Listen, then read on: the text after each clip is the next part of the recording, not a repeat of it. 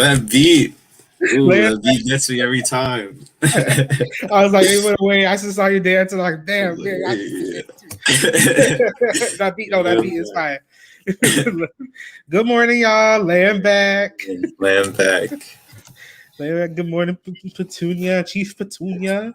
Good morning. Lamb back. Laying back, scene. Laying back, Jusa. Laying back, Pudika. Welcome to the book trap. Welcome, y'all. Our book's right here. Yeah, I know. Like, we holding them close. We learning so much. Yeah. Like, don't take it away from me. Don't take it away. Laying back, S. Gianco. Lamb back, Chief Nopal. Chief Yes, Patty, lamb back. Good morning, y'all. Good morning, laying back in the new fire. Laying back Precipice and all we said all the room from the reparations corps. Laying back from Rohan. Welcome everybody. Y'all just rolling up in here today. Yeah. Keep on rolling up in here, okay? Want to make sure that tea. Hey, laying back Chief Ade. All right. Remember when you're coming in here, you want to share and like and comment. Share and like, share and like. How many groups are you gonna share today, y'all? You know what I mean? Yeah. How many groups should people share to today, Bear? Let's do 25. Last week we did 20. Let's do 25. Yeah, let's do 25 groups, y'all. Each of you share the 25 groups. Drop it in that group that's about, like mechanics and fixing your car. Drop it in that group that's about about anti-colonialism. Drop it in that group that's about baking and like the newest baking trends. I don't know what. Put it in all your groups, okay? Put it everywhere. Land back Chief Yave, land back MOD. Yes. And if you are land back Kenya chapter, Sayalel. Hey, land back. Land back, welcome to the book trap. So we a global organization, y'all. We got chapters all over the world tuning in to this book trap. Land back quietly. Oh, yes. Also we international, right? People be like, oh, where y'all at? I'm like, where are we at? Because really, there's chapters popping up all over the world every single day. It's actually pretty amazing to see. Because you don't see that with other organizations like that, bringing that colonized unity all around the world, not just within the United States, but like bringing other people around the world into this is what's got to get done. Got the same Buddha white power on all our necks, so we got to change that. Exactly. No borders stopping us. Land back, DH. Land back. Again, share, y'all. Share. Comment. We can introduce ourselves first, just in case you're new here, you don't know who we are. You go ahead and introduce yourself first, Sergeant Bear. I am Sergeant Bear. I represent the nation of Mexico, and my pronouns are he, him. I am the Sergeant of Cyber Recruitment and the Chief of Minnesota chapter, I guess. What about you, Chief Oju? Hey, I'm Chief Oju, representing the nations of Africa and Boriquen. Hey, yo soy Boricua. Oh my God, yo soy Boricua para que tú lo sepas. And I use he, him pronouns.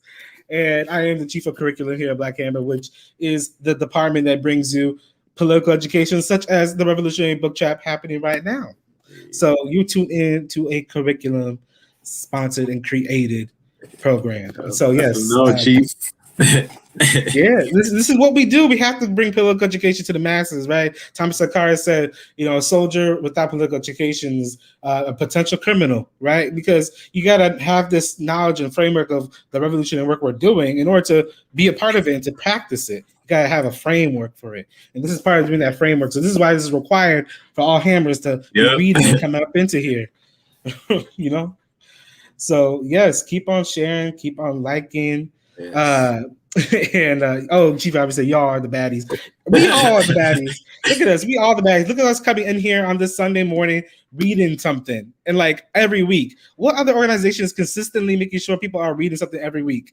Right? And then talking about it and sharing it on a live. So it's accessible to other people. Who else doing that every single week? I don't know. Because there's nobody. All right. So Sergeant Bear, what book are we reading? What book are we reading? We are reading "Bury My Heart at Wounded Knee." Yes, chapters 7 to 9 today. We're gonna go over. Yes, as you can see, like the book is very detailed. It's a very very detailed history. So there's a lot of information to process. But keep on pushing, keep on reading, y'all. You can get this book in our virtual library, blackhammer.org/library. All right.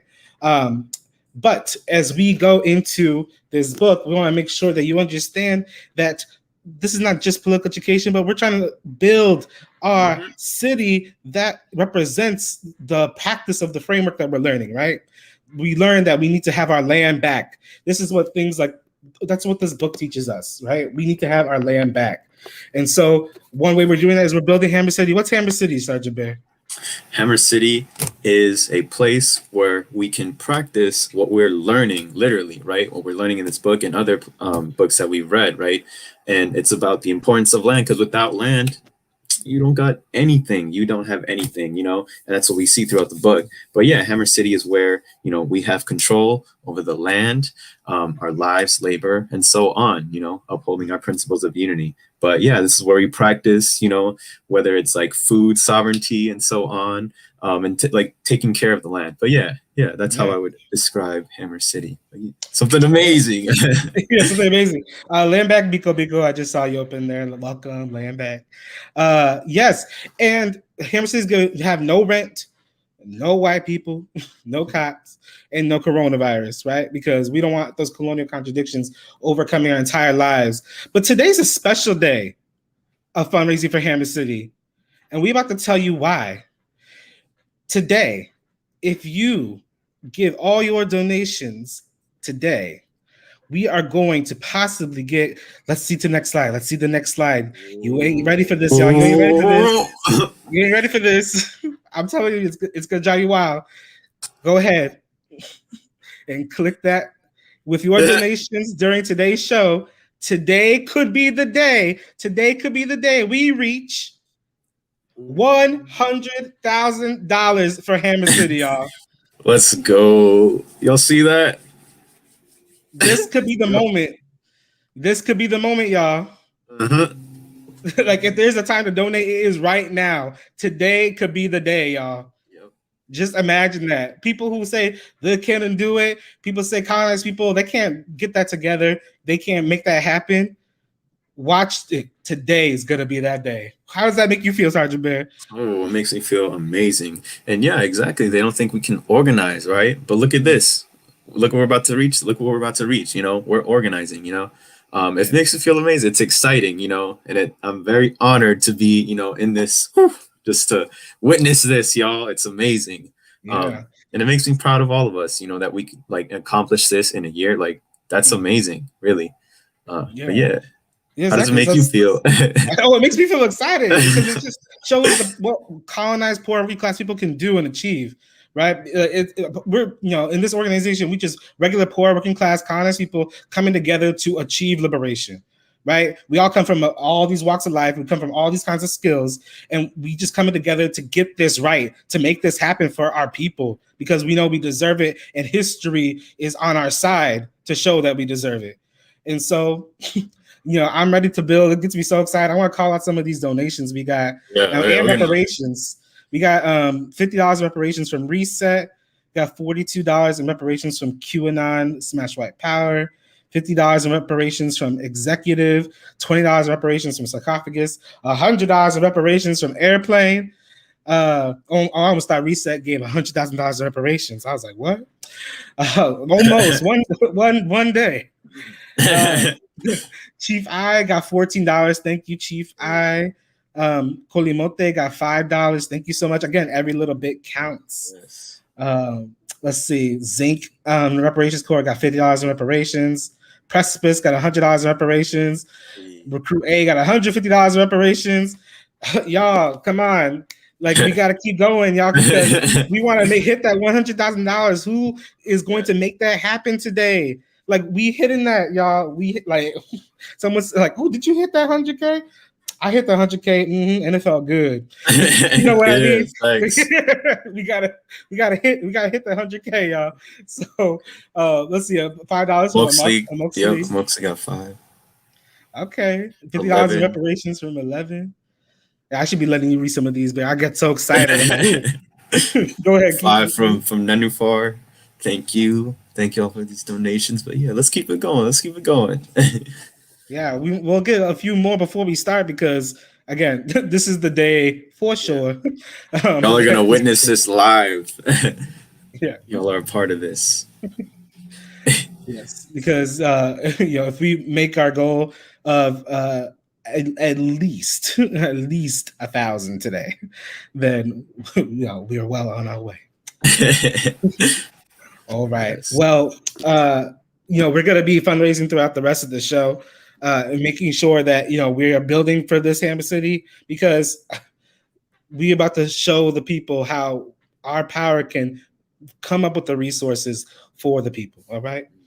So keep on pushing, keep on donating. But in the meantime, we're gonna go into our trivia, because our trivia is gonna be another way of fundraising, and we'll tell you why in a second.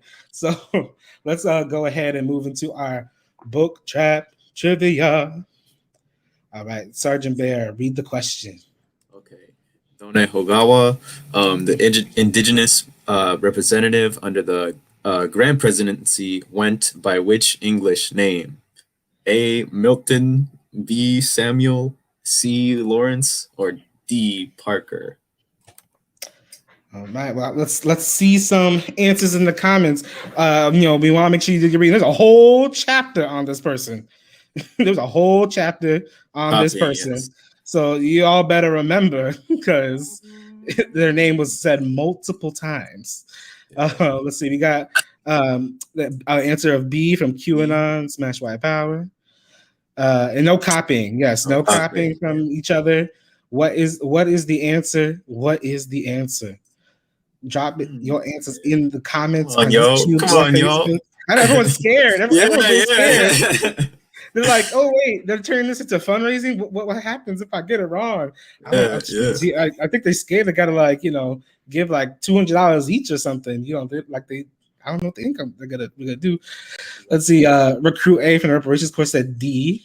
All right. Chief I said D. Got 3 responses so far, 3 answers. Okay. A bunch came in. I hope this ain't no copying. Yeah. D said D. Yabe said I'm going D. Nenufar D. Okay. Got some more D's from the reparations court as well. I want more answers, y'all. There's gonna be a big reason why I need more answers. I just need a lot more answers from people. It's gonna be a big reason for that. Come on. Before we move it, we'll give it 15 to 20 more seconds for a bunch of answers. So I want to see. Let's see. Okay. Rohan got D with a question mark. Just lag in the chat. Okay, that's what I was thinking too. Oh yeah, yeah, that's true. That's that lag. Yeah, we understand that. I still want those answers though. Y'all seen the question long enough. Y'all better answer. All right, some more D's. All right, said D. D. Okay. There's a lot of D's. Okay. All right. Let's reveal the answer. Let's reveal the answer to our trivia question. The answer is D. A. Parker. Yes. Okay, a lot of y'all got that right. And the reason I wanted y'all to give those answers is because today, for every person who answered it correctly, I'll donate that amount, $1 each in that amount. Just for now. $1. Yeah. So we'll count them up, and that'll be my first contribution to getting to this 100K, y'all. Because I'm a part of that too. Bear's part of that too. We are part of this movement of getting here to 100K. All right. So, all right, lay them back. So, okay, as we're about to get into our read that backs, make sure that you get your read that back. You can start dropping into the comments. You could start doing it now, just so that we can, make sure that I believe in D. Yeah, start putting your read that backs into the comments so that we can get to them when we do our audience read that backs. But yeah, let's get into our first read that back so we can get into this book, y'all. So yes, Bury My Heart at Wounded Knees, chapter 7-9. Let's get into it. All right, so I believe our first read that back is from Sergeant Bear. All right. So, early in the afternoon, Romanos arrived on the field and took a position on the high ground overlooking the island. Most of the warriors stopped fighting and waited to see what Romanos would do. Tall Bull and White Horse went to talk with him, but did not ask him to lead them in battle. Then an old man, White Contrary, came by and said, "Here is Romanos, the man we depend upon, sitting behind this hill." Romanos laughed. He had already made up his mind what he was going to do that day. He was going to die, but he laughed at what the old man said. "All those people fighting out there, that they belong to you," White Contrary went on, "and they will do all that you tell them. And here you are behind this hill." Romanos went off to one side and prepared himself for battle, painting his forehead yellow, his nose red, his chin black. Then he put on his single horn war bonnet with 40 feathers in its tail. When he was ready, he mounted and rode down to the dry riverbed, where the warriors were waiting in formation for him to lead them in a victorious charge.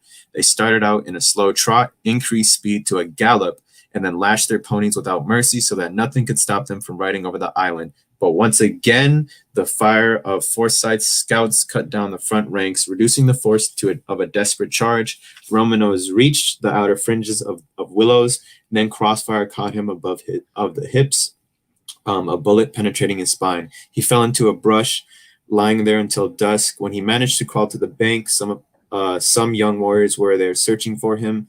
They carried him up to the high ground where Cheyenne and Sioux women had come to take care of the wounded.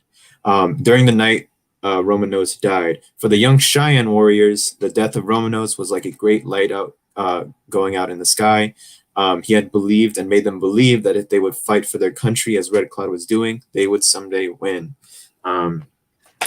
So just some context about the situation, about, why Romanos is like, oh yeah, I'm gonna like die, in this battle. So beforehand, he was eating with the Sioux. The Cheyenne and the Sioux were like having a feast, right? And he was eating fry bread, but the fry bread was touched by an iron fork, and due to ceremonies and things like that, he was told not to like touch or make sure that his food didn't touch metal, right? If he ate it, because then the medicine and so on wouldn't work on him, right? And so unfortunately he ate it, right? And then he was later informed of this before the battle, right? And he was like, he was like, nah, maybe let me not go battle. Let me just stay. Let me like do this purification process. And then White Contrary was like, yo, what are you doing? This old colonizer was like, yo, what are you doing? They're about to go fight. Like, you're just sitting here, and then he was like, okay, yeah, let me just go. But I picked it because I guess it just shows the importance of, our culture, and I guess upholding that, despite these colonial, things that we're facing, right? And also at the end, when it talks about how like, he made the Cheyenne warriors like believe that, as long as like you keep fighting, like we're gonna get free. And that, I guess, because he was developed in that sense too, he came out of like the gutter and like seeing like really terrible things, right? And it just reminds you of like the importance of developing those under you, developing those like at your local level, your family, and so on, like, and letting them know that as long as they keep fighting, yeah, like we're gonna get free, But yeah, that's what I got from it. What about you, Chief OG? What are your thoughts about this?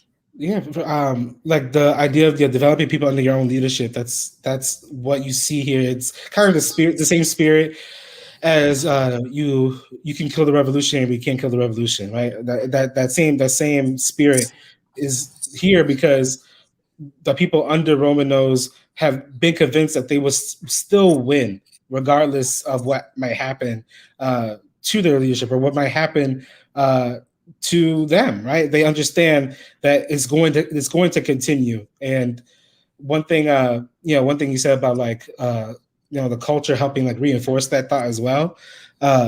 that's something like it's similar also to Haiti and like the Haitian Revolution, just how important the specific cultural practices of Africans in Haiti that they carried over from Africa, and how those like medicinal practices really help inform how they saw like their battling in the Haitian Revolution, right?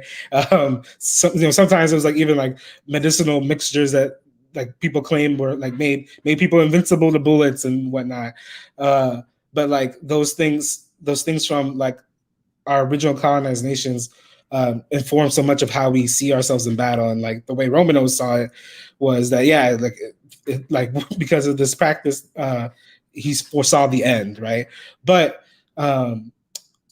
it wasn't really the end, like you're saying. It was like going to continue, and the people under him understood that they knew that they would someday win, right? And yeah, it's kind of it seemed like what happened like with Romanos and Tall Bull, like and yeah, that whole trio of leaders talked about in this chapter. Yeah, a lot of it was like, yeah, it was a lot of it was heartbreaking, right? And that's one thing you have to remember, everybody. We of course are seeing like a lot of violence in this violence written out in this book, but that's the reality of colonialism, right? And but the other side of that reality is indigenous people constantly resisting. That's what we see, and constantly seeing leaders come up, and even if they're making mistakes, right? Because it's not perfect. Revolution is a science.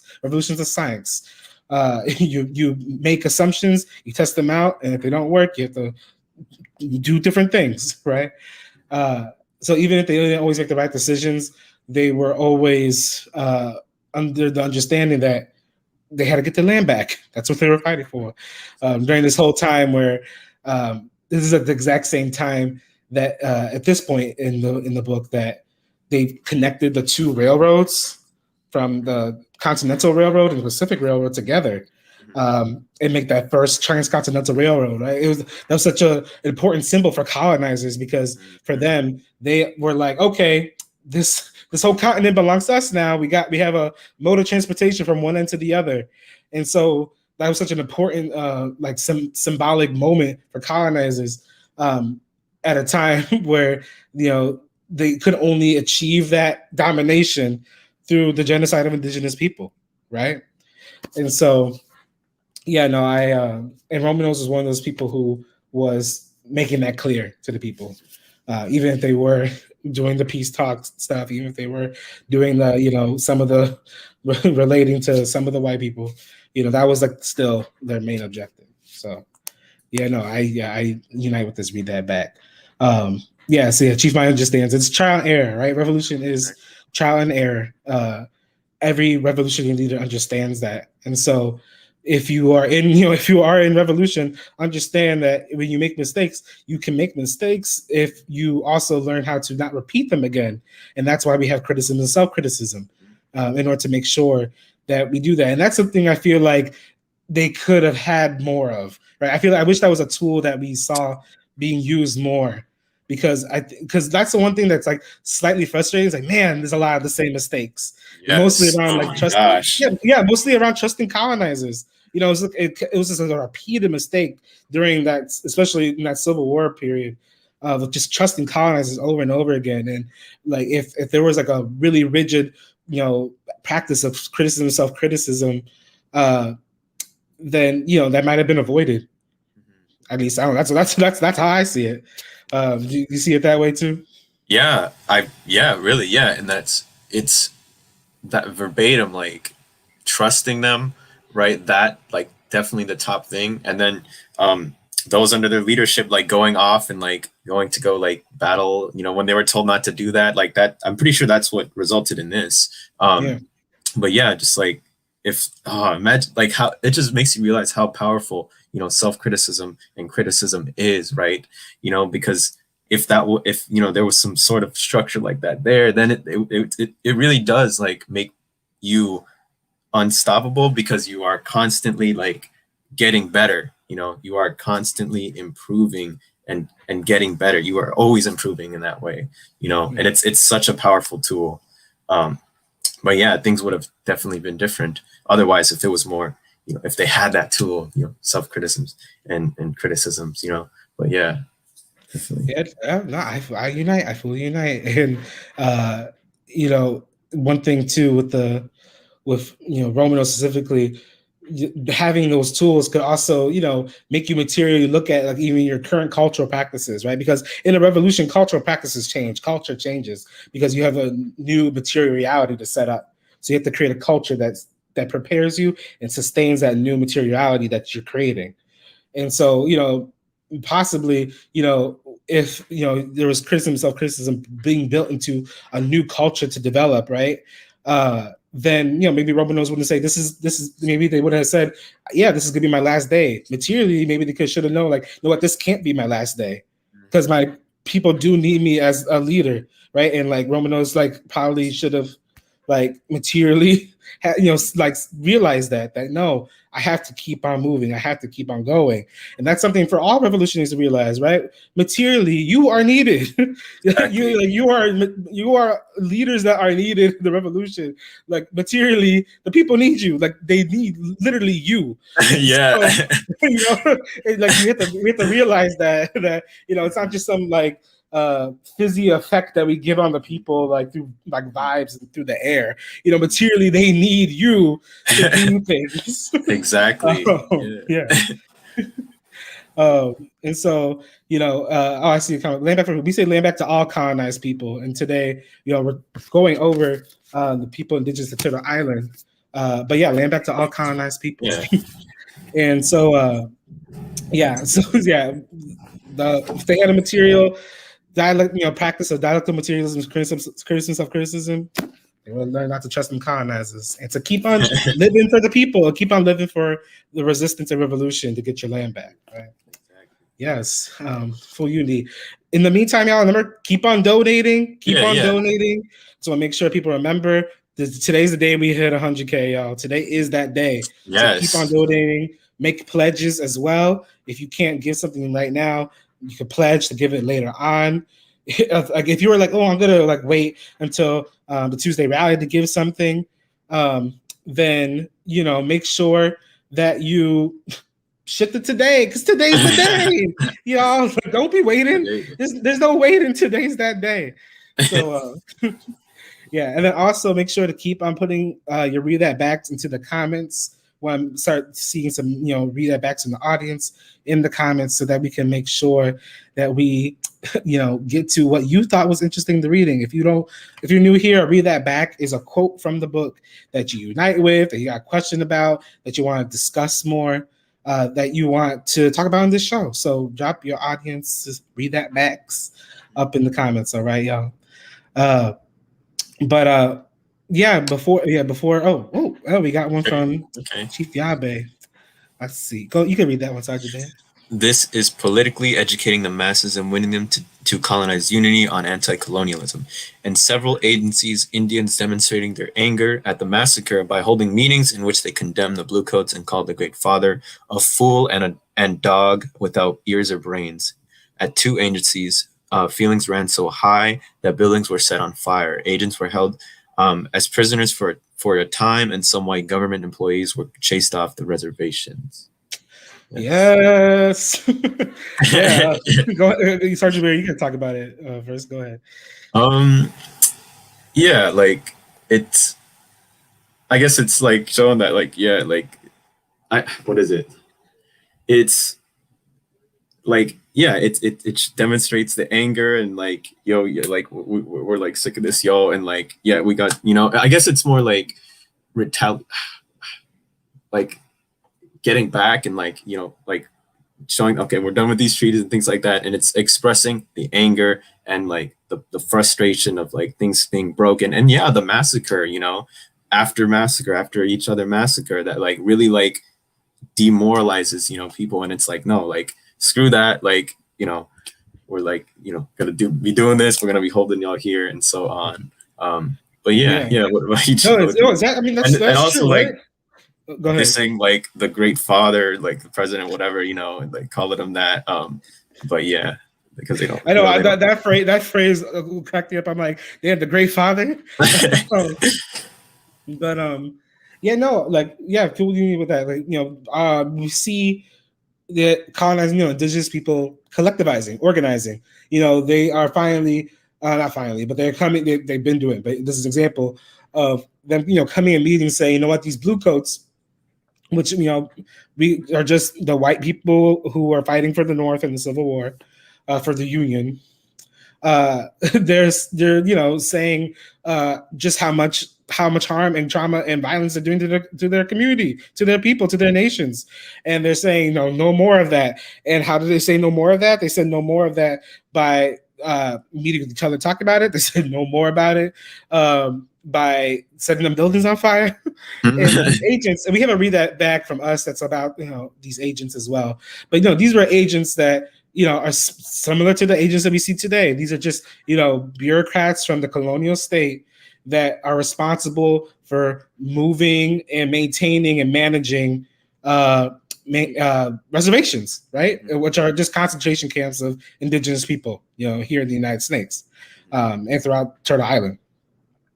And these agents are just the white whipping class yet again. It's just we understand that there's no white working class. There's the white whipping class, and the white whipping class is that class, that managerial class, the one who's responsible for managing how the stolen resources are used or not used, exploited or not exploited, whatever they need to do to them as colonizers, right? And so this exists today, right? These same positions exist today of maintaining who can come into the reservation and whatnot. State, exactly. Yeah. That was a great read that back, Chief Yabe. Make sure you keep on dropping in your read that backs. These agents, they're pawns in the hands of the state, right? And they're pawns when they're colonized, neocolonial sellouts, which we'll also talk about today. But when they was working for the state, because colonizers, that's just colonizers being colonizers. That's their class interest. That's their material interest. Like, we can say they don't know any better, but as we're gonna talk about, they do know better. They just have an interest that's specific to their class that they need to propagate, that they need to continue in order to live and feed off of the lives and resources of colonized people. So, All right. Let's see. We got a YouTube one from Pixie Dust. Let's see that. Read that back. The Chiricahuas transferred their hatred of the Spaniards to the Americans. For a quarter of a century, they and other Apaches would fight an intermittent guerrilla campaign that will be more costly in lives and treasure than any of the other Indian wars. And then their commentary is the indigenous needed a reason to hate the colonizer. The colonizer just hated them because they looked different from them. Our people were the most conscious beings. Yeah, see? The colonizers that were first coming to that area of Turtle Island were the Spaniards. And Spaniards are white, y'all. I don't give a F about because a lot of again, a lot of leftists, white leftists, we're not leftists. We are colonized revolutionaries, anti-colonial revolutionaries. But a lot of white leftists want to put up these class struggles in places like Spain, where people like Catalonia, where Barcelona want independence and want, I was like, I don't care about what any of the Spaniards want. All their lives are built off the resources stolen from people into the island, stolen from the lives of the Apache that we're reading right now, right? So yes, those colonizing Spaniards are just the same as those other Europeans that came that called themselves Americans, right? So some Spaniards came to Turtle Island and called themselves Mexicans, and then some Europeans came to Turtle Island and then called themselves Americans. And the indigenous people understood it exactly. They're the same. They're the same. There's no difference. They're all colonizers. They all are not us. They are all being parasites off of us. And that understanding is really important. And we have to transfer that to ourselves and understand that all white people are colonizers. A colonizer is a colonizer is a colonizer. All right, y'all. Because if we don't, and you try to start making all these distinctions, then you're not being material, because clearly your people a couple hundred years ago were able to materially understand that. So should you. Exactly. Yeah. Exactly. Right. Exactly. What does this read that back show you? It reminds me of what we were speaking about earlier in regards to I guess like okay, so two things. One of them being like showing that yeah, they needed like another reason to like just aside from colonizers, Europeans just destroying the land and so on, different from the Spaniards, right? And then now that they got like, oh, now that they had that experience, now it's like now they're switching that from what they feel about the Spaniards to them, right? And I guess like yeah, like oh, now they need a reason when it's like if we had that like that dialectic, scientific, I guess POV, right?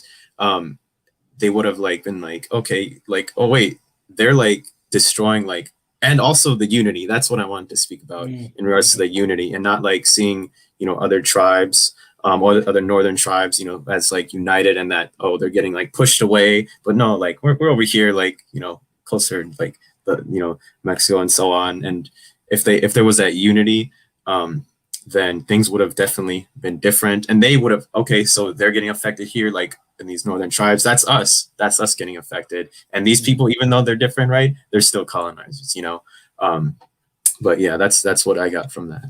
Yeah, exactly. No, yeah, unity with that, and there was a lot of unity between like the Cheyenne and the Apache, right? And we were seeing that happen. But yeah, just imagine if it was just a complete unity on the scale of the continent, right? To push these colonizers out, that unity would have just just would have guaranteed victory, right? And I think you laid it out very, very well. Let's do. Oh, we're gonna get to that. Let's say that. Let's go to my read that back first. Before we'll get to the Chief Ade because that's a whole story. That individual Daniel Gawe. Yeah, we'll get to them. Don't worry. But let's go to my read that back. It's on page 170 of the book, and I believe 141 of the PDF. So it starts off with Sheridan replied that the Cheyennes would be fed if they all came into Fort Cobb and surrendered unconditionally. You cannot make peace now and commence killing whites again in the spring, Sheridan added. If you are not willing to make a complete peace, you can go back and we will fight this thing out. Little Robe knew there was but one answer he could give. Quote, "It is for you to say what we have to do," he said. Yellow Bear of the Arapahoes also agreed to bring his people to Fort Cobb. A few days later, Tosawi brought in the first band of Comanches to surrender. When he was presented to Sheridan, Tosawi's eyes brightened. He spoke his own name and added 2 words of broken English. "Tosawi, good Indian," he said. It was then that General Sheridan uttered the immortal words, "The only good Indians I ever saw were dead." Lieutenant Charles Nordstrom, who was present, remembered the words and passed them on until in time they were holding to an American aphorism: "The only good Indian is a dead Indian." During that winter, the Cheyennes and Arapahoes and some of the Comanches and Kiowas lived off the white man's handouts at Fort Cobb. In the spring of 1869, the United States government decided to concentrate the Comanches and Kiowas around Fort Still, while the Cheyennes and Arapahoes were assigned a reservation around Camp Supply. Some of the Dog Soldier bands had remained far north in their camps on the Republican. Others under Tall Bull had come south for rations and protection. While the Cheyennes were moving up the Washita from Fort Cobb to Camp Supply, Little Robe quarreled with Tall Bull, accusing him and his young men of causing much of the trouble with the soldiers. The Dog Soldier chief in turn accused Little Robe of being weak like Black Kettle, of bowing before the white men. Tall Bull declared that he would not settle down with the confines of the poor reservation chosen for the Cheyennes below the Arkansas. The Cheyennes had always been a free people, he said. What right had the white man to tell them where they should live? They should remain free or die. Land back. Woo! Okay. This is so many parallels to today, y'all. Because you see again, when we see people from our own nation give in to the demands of the colonizer, then it leads to not just conflict and contradictions, it leads to our death, right? Because you saw how specifically the people who were put down below the Arkansas River, they're like, no, we can't be put down there. Like materially, we cannot be put down there. We will not have food. We will we will not have food if we are in that location. We know our land. That is not a place where we should be living at right now. And who was the person deciding where should everyone be? The colonizer. And it was the sellout leaders who would continue to work with the colonizer that kept letting that happen. And that's why Tall Bull was saying, no, I'm not going to be in that reservation that they're telling us to go to, that the agents are telling us to go to, that white people had no right to tell them where they should be, on their own land. And I see how similar this is, especially because of where we're at. We're close to the Rio Grande River, and what's happening right now at the Rio Grande River, in concentration camps of indigenous people being held at the border, right? Being told, indigenous people again, being told where they cannot be, how they cannot move on their own land.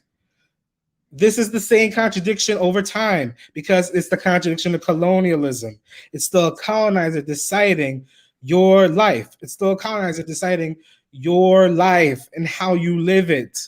You have no power in that because the colonizer has control over that, has dictatorship over that. And that's why at Black Hammer, we are working to get dictatorship over our own lives, labor, land, and resources. And so if you want to get control of that, if you want to help the indigenous people being held at the border right now, the descendants of these same warriors, the descendants of these same people who are fighting for the same thing, to move freely on their own land, you have to join a revolutionary organization. You have to join a revolutionary organization. You have to join Black Hammer because we are the only ones laying out that contradiction. We're the only ones laying out the truth about colonialism and how it is the root of our problems. If it wasn't the root, then if we could say it was something of the past, then I would be able to say that indigenous people can move on their land freely, and we can't. Indigenous people cannot move on our land freely, right? And so this is it just reminds me so much of similar stuff today. Like, do you get that vibe too? That's so similar to what we see today. Same contradictions. No, yeah, for sure. I guess like this also kind of goes into like the next week that vibe, but I guess like just the phrase, the only good Indian is a dead Indian.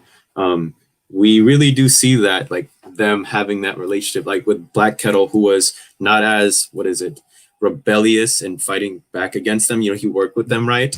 But in the end, like they killed them off, and despite him, working and trying to like make peace and things like that, like to them, the only good Indian is a dead one, and I guess it also reminds me of like, I'll bring it up for the next one, but that's like what I got from that. And then just that phrase, like, they don't want to work with us. They just want to like push us off the land. And like, we're to us, we are, disposable.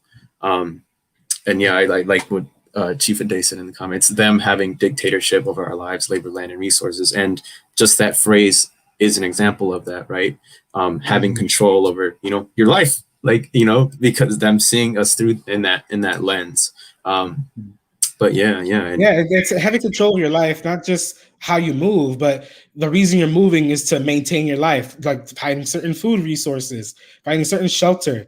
That's having control of your life too. If you have another nation deciding how you are providing for yourself and maintaining your actual life and survival, that means that you are not liberated. You're not free. You don't have dictatorship of your own life. And that's why we're working to get that. That's why we're working to ensure that all colonies people have that, because that contradiction is global. It's worldwide. It's what we see in Kenya. It's what we see in Hawaii. That's what we see in the Philippines. It's what we see in India, in Pachamama, Africa, everywhere, right? That's what we see. And another thing too about like that phrase, the only good Indian is a dead Indian. We also have to understand that we always have to assume that is what a colonizer is thinking. We always have to assume that, because if you assume that there's a colonizer not thinking that means you're believing that there is a colonizer who hasn't been re-educated that somehow is working for your material interest. All colonizers, regardless of where they sit politically, are working for their own material interests as colonizers, which is to maintain colonialism. And so, in order to maintain colonialism, colonized people have to go. Colonized people are in the way of maintaining colonialism because colonized people are always resisting against colonialism. So when you see that phrase and think, oh my God, who would think that? Like, oh, like I know some people who wouldn't say such a thing. It doesn't matter if they're saying it or not. A colonizer is a default thinking that, has internalized that at default. And so we have to always assume that. And that's a way for us to not make the same mistakes as, as like others have in terms of trusting, white people who say something like good about us, right? Or say, oh yeah, we're just your friend, which we're gonna get into with talk about the next chapter in a moment. But yeah, we have to remember that. Yeah. So yeah, keep on dropping your read that backs in the comments, everybody. Want to make sure that we are getting deep into this because these 3 chapters were juicy, y'all. This was an extra juicy trio of chapters for sure. But before we continue with our read that backs, we want to fundraise again, y'all. We want to fundraise one more time, and then just not just last time, but one more time. So, everyone, I know you up in here. I know you be like, like, okay, I'm gonna donate this day. I'm gonna donate this day. Make today the day that you donate, y'all. Because, like I said, this is the day that we are going to reach 100K in this organization. If tweet that like today is the hashtag. Today is the day. Yes. Hashtag today is the day. Yeah. Hashtag today is the day. People are like, what, the day for what? The day for what? Yeah, it's the day we reach 100K, y'all. So let them know today is the day. All right. Because once we let them know that today is the day, then we are going to make sure that they understand that we can do whatever we want. We can do it. We can do it. All right. So yes, I see Chief Gunn said today is the day. Yeah, let us know. Let us know that in the comments. All right. And once we, you could donate by going to Cash App Build Hammer City. D-Day. Venmo, Build Hammer City, and you can go to buildhammercity.org. And making sure that you all understand where you can donate and pay reparations to. And we got some more. I see another $50 in reparations. All right, thank you, Zinc. And then we got 5 more from Chief Yabe. Yes, Yabe, thank you so much. And if you can't do it, then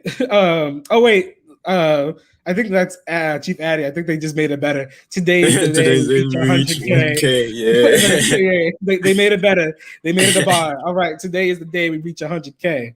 Today is the day we reach 100K. Yes. Chief Gunn just gave 10. Thank you, Chief Gunn. Yes, share that hashtag with your friends. Share it with your family. If you can't donate, get someone else to donate. $5, $10, $20. All right. We got Chief Seams giving $5. Hey, thank you, Chief Seams. Yes. Airplane got another $25 in reparations. Sarcophagus got 15. These reparations coming through. It's like the lot. This is like the lottery. What you win is liberation. Exactly. Literally. That's funny. Yes. So yeah, keep on going. I know we post. And like I know some of y'all might not be in your organization and so on, but like even like donating is so like that's an opportunity to like still help with that struggle, materially. That's what that's doing, but if you do got time, join Black Hammer as well, but yeah, keep donating. It helps a lot. $8 from Dre. Thank you, Dre. 25 in reparations from Executive. Thank you. Thank you, y'all. And then Ace and another $75. Cannot trust a colonizer who is not directly under revolutionary colonized leadership. Hear that? Got that right. Y'all hear that? What's the phrase? Some of these white phrases I never understand. From the mouths of babes. I like one of those white phrases they got. I think that applies here. I don't know. Or you could say the whole ball of wax. I don't know. There's those phrases. I'm like, what do they mean when they say these things? But yes, that basically, I'm just trying to say, you right, you right. Oh, we got $10 from the People's Pum. CIC, thank you, CIC. Thank you, CIC. All right. People's Pum Pum. So keep on doing it. We're gonna go into our next Read That Back, just so that we can keep learning about the indigenous people here into the island in the 1860s and 70s. All right. So our next Read That Back, I believe, is from you, Sergeant Bear. For the people, it's on page 155 of the PDF. So if you follow along on the PDF, it's on 155. If you got the book, it's on page 190, y'all. So, so just some context. Yeah, so William Welsh was about to be working in the Indian Affairs, and then there was a situation in which Done, how would you pronounce it? Done Hagawe. Wait, Done Hagawe. Done Hagawe. Yeah, so he needed to get food sent to the reservations and so on. And yeah, he just had broken a few minor regulations and so on. But it just to literally get indigenous people fed so they wouldn't starve and die. And William Welsh he saw that and he was like, I'm not going to continue working here. And he had written up, and I'll start reading. So Welsh submitted a list of 13 charges of misconduct, which Done Hagawe had to prove were unfounded. At the end of the inquiry, however, the commissioner was exonerated of all charges and was complimented for convincing the Indian tribes that the government is in earnest and that it may be trusted, and thus saving the treasury millions of dollars by avoiding another war on the plains. Only Done Hagawe's closest friends knew how agonizing the entire affair had been to him. He considered Welsh's attack a betrayal, especially the implication that as an Indian, but a remove from barbarism, he was not fit to serve as Commissioner of Indian Affairs.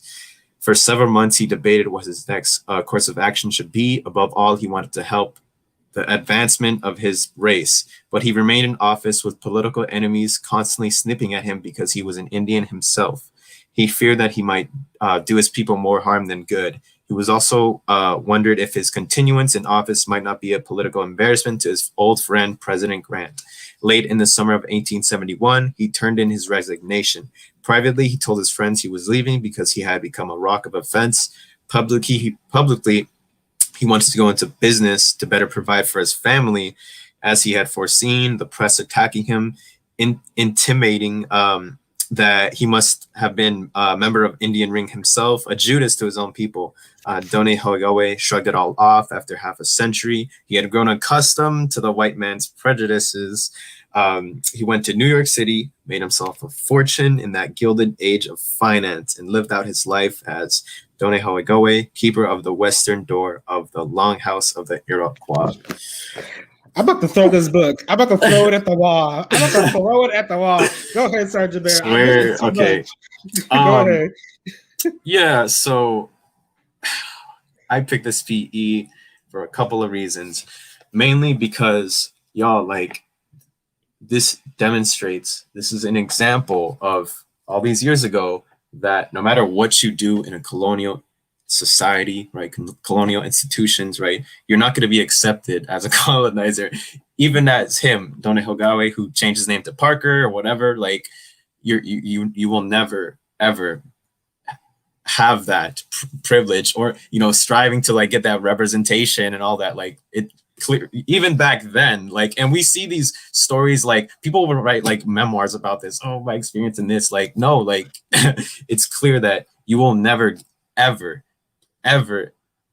be up to the same level as a colonizer, and it's very clear that throughout his political career that he was not accepted, right? And you already know that they wanted to tear down his career, but there's definitely people who saw that, the only good dead Indian is a dead Indian, and they most likely want to see him dead as well. But yeah, it just shows that, like, striving to, like, try to, go to the top of the mountain, like, just things like that, like, it's not going to get you anywhere. And you will never be treated the same.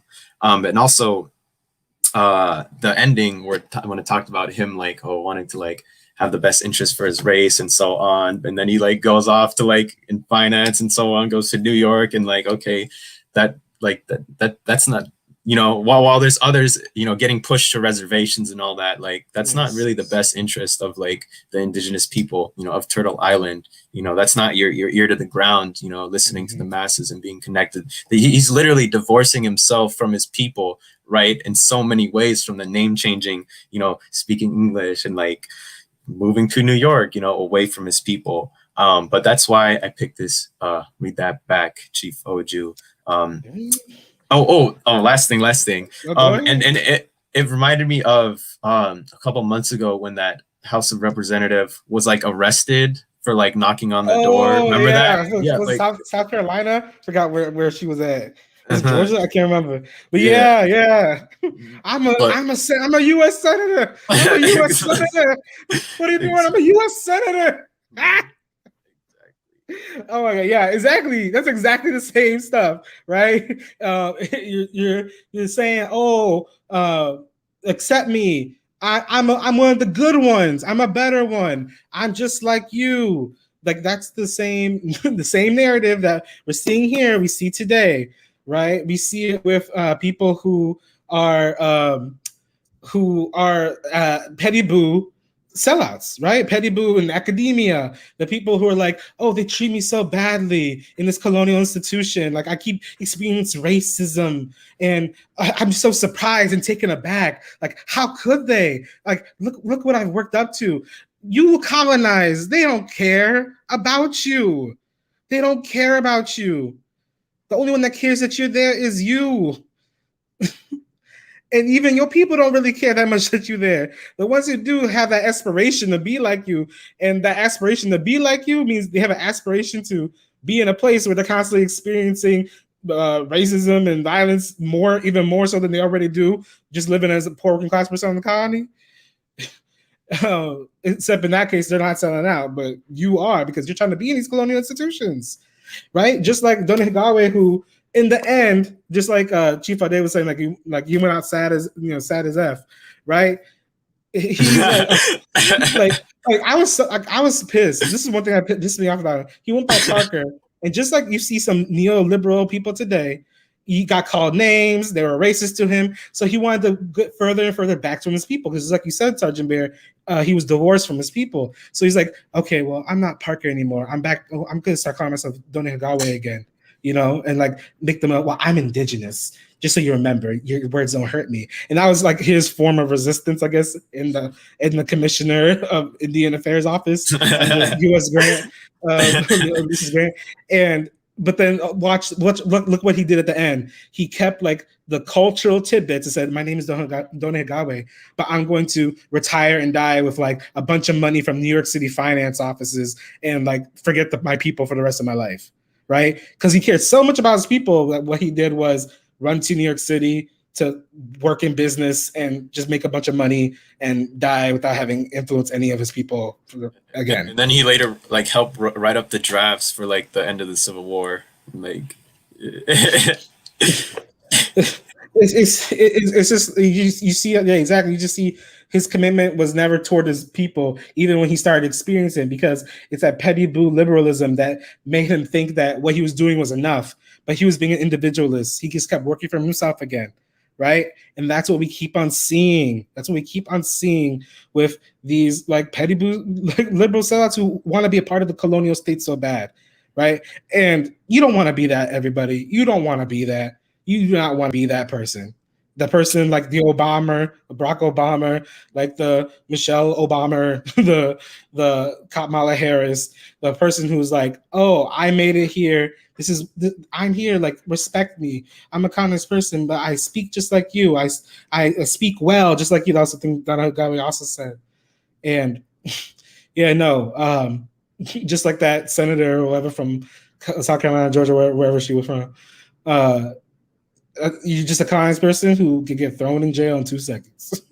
Exactly. Yeah. They don't care. They just don't care about your sellout ass. So yes, yeah, Chief Ender, sellout is a fool. It's really foolish. It is, and of course, people could come out of that. It's not saying that once you're in it, it's impossible for you to commit class suicide and like figure out your way out of that stance and that status. But you gotta be aware of it first. You gotta open your eyes to it first, because sometimes it's dragon teeth or dragon, whatever it is, dragon feet. I'm trying to come up with these colonizer phrases. Like I told you about these colonizer phrases. Yeah, land back for real. So yeah, this is a great read that back, and like y'all, this is a great chapter to refer to if you see someone struggling with understanding what petty blue liberalism is, what being a neo-colonial sellout is, what it means to end up in the colonial state and putting your labor for the colonial state and never for your people, and then pretend like you're working for your people. Donahue Gateway is a great example. So always stick to this chapter. Stick to that. It's a great PE for that, y'all. Land back. Anything else you want to say about your read that back, Sergeant Bear? Just to all the colonized people, stay in the hood, stay in the trenches. Like, yeah, we can like educate ourselves, but don't be leaving us. You can't be leaving us. Like, you're not just like leaving your neighbors and things like that, but that, like your family, like everybody, our people are here and, in the trenches, in the hood. Like, how are you going to leave them there and then go off to like, try to climb the social economic ladder or whatever they want to say and call it like, come on, like our people are here. They need to be educated. They need leaders. They need people to educate them. And and that's why reiterating what we were saying earlier, how everybody is important. Materially, we need people to teach us at the local level. We need people to step up and to educate us. And it's anybody, it's anybody. It's any colonized person. So that's why, stay in your hood. Hashtag stay in the hood. Yes, don't be leaving the hood. Stay in the hood. Hashtag stay in your hood. Yes, let's do that in the comments. But yeah, that's what I wanted to. And hashtag I'll never leave. I'll never leave my people, because we don't want to end up like that. We do not want to end up like that. Yeah, that's a good one. All right. So again, let's never keep on donating. We could go do an audience read that back. This one's from Rohan on page 173, 174. Let's see. This says it's the PDF, I believe, right? Yeah, 173, 174, the PDF. It says after Delshay's offer to the big captain at Camp McDowell to make a treaty if a Tonto agency was established in Sunflower Valley, the chief received no reply. Delshay accepted this as a refusal. God made the white man and God made the Apache, he said, and the Apache has just as much a right to the country as the white man. He had made no treaty and received no piece of paper so that he could travel over the country as a white man. Therefore, he and his warriors traveled over, and I'll just finish the sentence. I have it right here. Traveled over. Traveled over. Over the country as Apaches. The white men did not like this. In late in 1872, the Gray Wolves sent soldiers hunting through the Tonto Basin for Delshay and his warrior band. Not until the time of the Big Leaves did the soldiers come in sufficient numbers to entrap Delshay and the Tontos. They were surrounded with bullets flying. All right, and there was nothing to do but raise a white flag. This was and my last read that back is going to have to do with Cochise and the Apaches. There was a lot of this like kind of like I don't know, finalism, I don't know the word for it is, where when it was almost came time to be like, okay, like, people were starting to doubt if, like, can I win this? Like, because Cochise also said this in a big speech that is in this book, that God made the white man and God made the Apache, and we just have to figure out how to live on this world together, right? And I kept coming back to that a lot. And again, that's that understanding that there's some kind of something we can salvage from whiteness, right? Something that we can salvage from the colonizer. And like, no, there's nothing to salvage it. But it's true what they're saying, that the Apache has a right to dictatorship over their own land, right? So they understand that, but when that's put in reference to the colonizer, again, you're like giving the colonizer some kind of credibility on your own land somehow, right? Like putting yourself on equal footing with them somehow, to say like, we're all people, but I need what I need. Which, I mean, it's true, we're all humans, right? But sometimes we have to understand that we have to hold different nations of people accountable based off of what they materially have done to other people. And in this case, Europeans, white people, have materially been parasitic and murderous to colonize people around the world. So yes, yes, land back. Anything that sticks out to you in this read that back from Rohan? Yeah, like, I mean, treaty or no treaty, like, they're still gonna be pushed away. We've seen what the treaties do, right? And they'll make they'll put a fort where they're at, and then they're gonna tell them to move to this other fort, and trade there. We've seen what treaties do. They're meaningless, right? And regardless if they get the treaty or whatever, like, it's not gonna be upheld, and they're gonna keep getting displaced and pushed. Yeah, I guess that's what I wanted to say from that. No, and real quick, just as people give another example from today.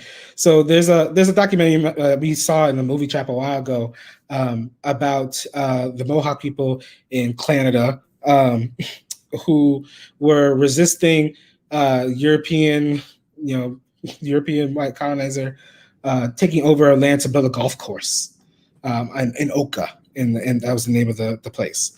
And at that point, this is like the early 90s, they like had come up with an agreement. They had come up with essentially a treaty.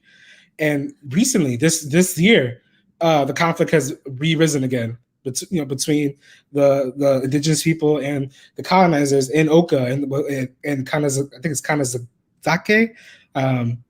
It's happening again. So you see how these treaties just don't, they ain't doing it. They ain't doing it, right? Because they are just something from the white man, something from the colonizer that gives them still the power over you because they made it. The treaties aren't just some natural object that comes out of relationships with people, right? It's something that the colonizer used as a way to legitimize their presence. And Big Teal says, there's nothing to salvage from the colonizer. It really puts reformers' policies in context for me. Thank you. Yeah, reform only legitimizes colonization and empire. And we could think of these treaties as reform, right? These are these bills. This is like the Stop Asian Hate and hate crimes bill, and the Voting Rights Act, the Civil Rights Act. Like, those are just like, again, reformist things that don't do us any good. Carmel said the Oka crisis. Yeah, exactly. You should definitely check it out to learn more about that struggle, because again, it reflects the same struggle we're reading about, because colonialism is not over. People want to say when they wiped out indigenous people, they never wiped out indigenous people. We are still here. Indigenous people are still here, are still alive, are still fighting for their land, right? That's still happening. And so it's the same struggle here that's happening today. So we have to be aware of how we see it today. But we're going to get to my last read that back, just so that we can, make sure that everyone has time for any outreach to do today. This last read that back is on page 163 of the PDF and page 200 of the book. So this is those agents that we were talking about earlier, the agents responsible for the reservation. So it says the agent's reply was brief. I did not come to ask you to make peace, but to tell you that you can have peace by going to the reservation at the Bosque Redondo. They had heard much and all of it bad about Bosque Redondo. I have no pockets to put what you say in, Nana commented dryly, but the words have sunk deep into my heart. They will not be forgotten. Victorio asked for a 2-day delay before starting to the reservation. He wanted to gather up all his people and their horses. He promised to meet the agent again on April 23rd at Pinos Altos. For 4 days, the agent waited at Pinos Altos, but not a single Apache appeared. Rather than go to the hated Bosque, they preferred to face hunger, privation, and death. Some drifted southward into Mexico. Others joined Cochise in the Dragoon Mountains. After his experience at Apache Pass and then the murder of Mangas, Cochise had not even responded to the overtures of peace. During the next 5 years, the warrior Apaches generally stayed clear of American forts and settlements. Whenever a rancher or miner grew careless, however, a band of raiders would swoop down to capture horses or cattle, and thus they carried on their guerrilla war. By 1870, raids were growing more frequent, and because Cochise was the chief best known to white men, he was usually held responsible for hostile actions no matter where they occurred. This was why in the spring of 1871, the Commissioner of Indian Affairs so eagerly petitioned Cochise to visit Washington. Cochise, however, did not believe that anything had changed. He still could not trust any representative of the United States government. A few weeks later, after what happened to Escamizan and the Iraqi buzz at Camp Grant, Cochise was even more positive that no Apache should ever again put his life in the hands of the treacherous Americans. Ooh, Cochise was about it. If you are old head like me and you see Cooley High, and you know Cochise was one of the the two guys in the Cooley High. That I was like, oh man, now I know where that name comes from. Cochise was cool as hell. And was like, you know what? No, I'm not gonna bring my people back into the hands of these Americans. We cannot trust the colonizer. Again, that's the lesson from these 3 chapters. Like, don't trust the colonizer, especially when they're not under colonized leadership, revolutionary colonized leadership. And it's just it's read that back. It's just again shows how colonizers are trying to control how indigenous people are moving on our own land, and then shows how indigenous people will say no to that. It's a very firm no. We're not going to go to this reservation that you're forcing us to go to this concentration camp that you're forcing us to go to. There are still concentration camps here in the United States. These reservations are concentration camps, everybody. And so to see them say no, to see them say and make that colonizer wait 4 days, like, why aren't they coming? It's like a take them to their concentration camp. And they said, no, we rather starve, right? It's kind of almost a story of Africans at Igbo landing, where they said the story of Igbo landing is where Africans arrived to the coast and to like the barrier islands around South Carolina and Georgia, and the legend is that they got onto the land, looked at what was ahead of them, and they just walked right back into the water. And they said rather than be enslaved, that like they rather return home, and of course they couldn't return home. The legend is that they walked on the water all the way back to Africa, but of course we know it in that. And it's just we see, of course, that was one way people said no immediately because that's what they saw. But the other way we say no is organized, colonized unity. The other way we say no is coming together and say, you know what? We are going to live for each other, live for our people, and say no to the colonizer. You will not determine how I live on this land. You will not determine how I eat off this land, how I breathe from this land, how we shelter ourselves on this land, and you will not determine what happens to these resources. Right? Yes, the Sea Islands. Yeah, Kwame said the Sea Islands is where the Igbo landing story comes from. And we see this with all kinds of people doing this, like this clear, organized resistance against the colonizer, and we have to make sure that we're all doing it not on our own but together. It's not about Africans doing what Africans, indigenous people doing indigenous people. It's all of us coming together to be united against the same enemy that we got on our necks, which is white power. Yes.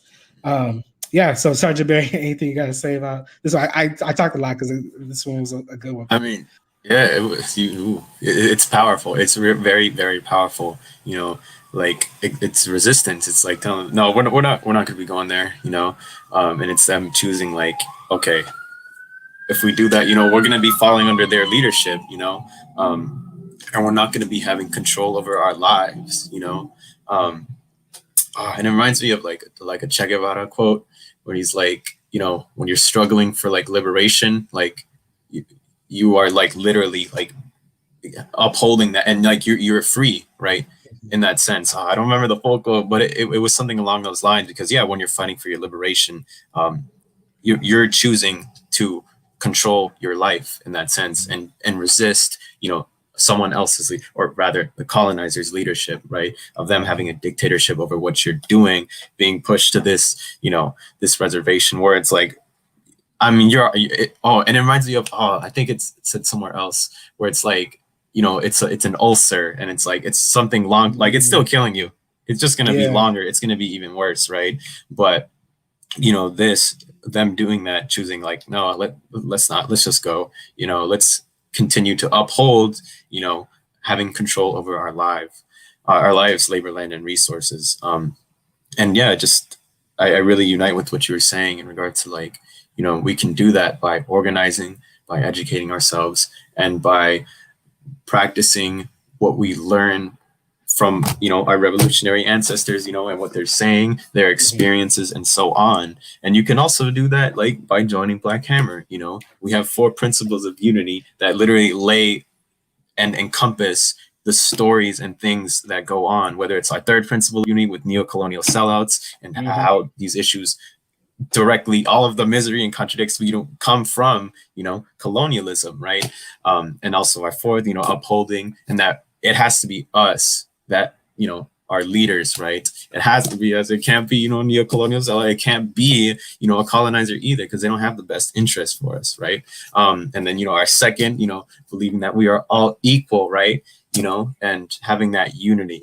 And then obviously our 1st principle of unity, believing that we should have complete dictatorship over our lives, labor, land, and resources as colonized people, right? Just like they did. But yeah, that's what I have to say about this. Read that back. But yeah. Yeah, sure. They were really practicing the 4 principles. They were, like when you laid it out like that, they really were. And we have to carry on that legacy, carry on the torch and take it to the next level, take it to the next step, because they want us to be better than them. Our ancestors want us to be better than they were, because they want us to win. And so, be better than your ancestors, not because you're egotistical, but because they want you to be. All right, land back. And so, and then final thing, just Cochise was, was bad, because they thought whatever bad, like the colonists, like anytime something bad happened, like it was Cochise. It was Cochise, wasn't it? And it probably wasn't. Cochise like, I can't be everywhere at once. But exactly. Does that sound similar to Black Hammer? People are like, oh, Black Hammer, like, yeah. Like that's like it was they're here like, yeah, we bad like that, we just everywhere, right? We everywhere, nowhere, right? Oh, just like Cochise, y'all. So before we tell you the amount that we raised, we want to make sure we get into our announcements, y'all. Let's get into our announcements to let you know what's happening this upcoming week. And we want to make sure that you are staying in tune with the revolution, staying in tune with Black Hammer is providing the people. And one thing that we always want to remember too is that make this a part of your week, y'all. Make reading this or listening to it. We have the audiobook as well. Make this a part of your week. So when you see all the things that are happening, all the events that are happening throughout the week at Black Hammer, one event for you is going to be doing your reading. So here, go ahead, Sergeant Barry. You could start off and we'll switch off. So our weekly Tuesday rally, y'all already know, at 7 p.m. EDT, Tuesday, July 13th. And our theme is we must lead each other out of the colony. It was so fitting for, what we were, reading and so on. But yeah, like we got to lead each other out of the colony. And that's so important, and that takes, political education, and that's practicing, that's, you're practicing when you're like, leading someone out of the colony. You have to explain them things, and it comes from experience. But yes, I'm excited for this, and I love the graphic. The graphic's dope. Yeah, the graphic is beautiful. We have the best visual propaganda. Yeah, we really every graphic is like, ooh. And then on Monday, July 12th, we have Oh My Ghazi, right? It's when you get to see the commander-in-chief and the girls and the baddies up in the Atlanta chapter talking about what is happening in the world, laying out those topics, laying out the tea for you in that anti-colonial way, all right? So 8 p.m. Eastern Daylight Time, Monday, July 12th, tomorrow. So tune in, y'all. Tune in. And send any topics you have to ask ohmyghazi@gmail.com. All right.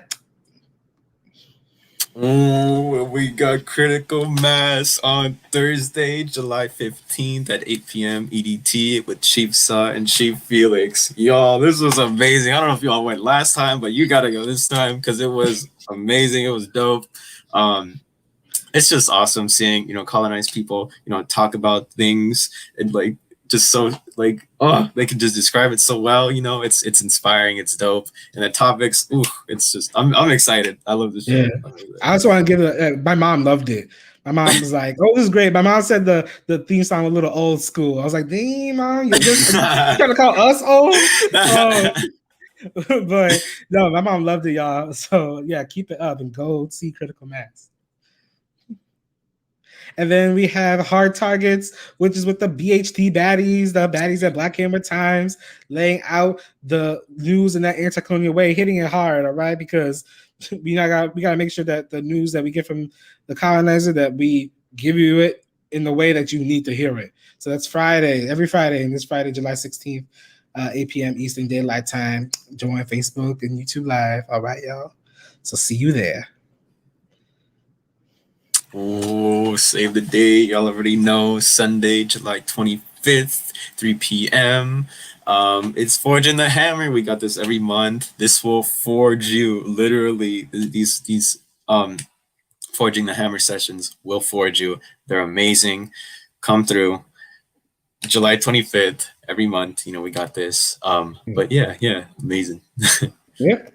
Be there. Be there or be unforged. And then we got Reparations Corps. Reparations Corps is for you colonizers who want to be under colonized revolutionary leadership and not be like the colonizers that we're talking about up in this book that we're reading. It's every Wednesday, 2 p.m. Eastern Daylight Time. And you can sign up for it at blackhammer.org/reparations. It's a boot camp. Get that PE, y'all. You see these Reparations Corps people coming up, giving reparations and politically educating other people the whole time, right? And so you want to be one of those people, talk about anti-colonialism, join the Reparations Corps. All right. And then finally, join the curriculum department. Hey, who puts this on?